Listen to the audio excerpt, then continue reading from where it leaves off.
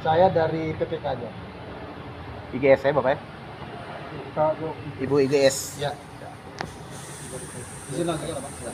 Jadi saya lanjutkan supaya jelas tadi rekan saya Abang ini ke kuasa hukum PPK-nya, saya kuasa hukum KPA Kapitalis VK ya, selaku Subdis Sekretaris Jenderal. Jadi menanggapi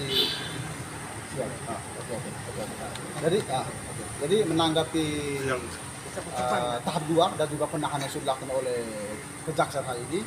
Yang pertama sebagai kuasa hukum kami apresiasi ya, kami apresiasi untuk Kapolres ED pada perkara yang sebelumnya juga terlihat tidak jelas akhirnya sudah dinaikkan. Namun ada catatan penting, sebagai kuasa hukum KPA sih di sini kami ya menilai dan akan uji di persidangan nanti. Jika benar ya kerugian negara yang diakibatkan oleh perbuatan klien kami persoalan administrasi, maka tidak hanya klien kami dan PPK saja ya, KPA dan PPK, tapi masih ada yang lain yang mesti ditarik juga sebagai tersangka dan disidangkan. Jadi yang pertama saya menilai itu ada kepala dinas selaku pengguna anggaran, kepala dinas, karena dia juga terlibat ya dalam tanda tangan. Lalu yang kedua Kasubag Keuangan, Dinas Kesehatan. Lalu bendahara keuangan dinas kesehatan. Lalu ada juga tim pemeriksa kendaraan. Jadi mereka itu bertugas untuk melakukan pemeriksaan kendaraan itu. Lalu kalau mereka tahu ya, mereka mengetahui bahwa tidak ada BPKB atau STNK, karena masalah utama dalam kasus adalah masalah BPKB dan STNK. Masalah fisik jelas asas kemanfaatan seperti disampaikan kalian sudah ada. Nah, cuman ini apa yang dilakukan oleh klien kami adalah cuman masalah administrasi karena mereka ikut terlibat tantangan. Dan sebenarnya kalau mau dilihat ya secara jernih dari perkara ini, hukuman diterima oleh kontraktor ya selaku pihak ketiga disparate sudah tepat. Karena dialah yang menyebabkan mobil itu BPKB ini sampai saat ini tidak diterima oleh Dinas Kabupaten Ende. Karena memang PMKB ini butuh mobil untuk pelayanan pasien, bukan butuh BPKB. Dan berdasarkan pengalaman sebelumnya juga bahwa memang dalam pengadaan itu memang mobil dulu nanti ada jeda waktu berhamburan bahwa ada STNK seperti kita membeli kendaraan ya.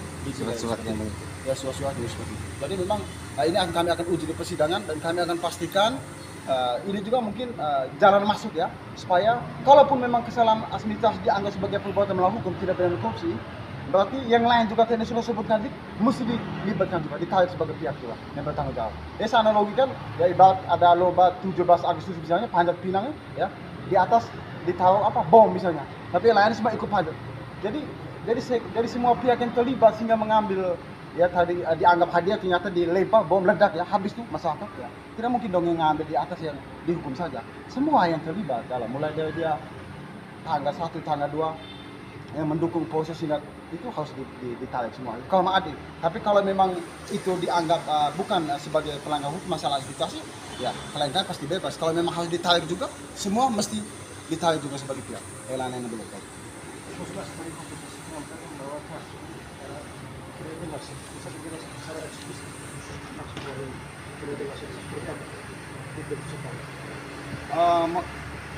Tadi ya masalah tidak jelas mungkin ada satu artinya perkara ini jelas mengenai sistem KB yang belum ada. Cuman ya, dalam penanganan kasus ini artinya kalau mau supaya jelas ya, mungkin ke depan nanti kita akan uji persidangan bukan cuma klien kami ya sebagai tersangka dan juga PPK, tapi juga semua pihak klien tadi ya supaya kasusnya jelas menurut saya.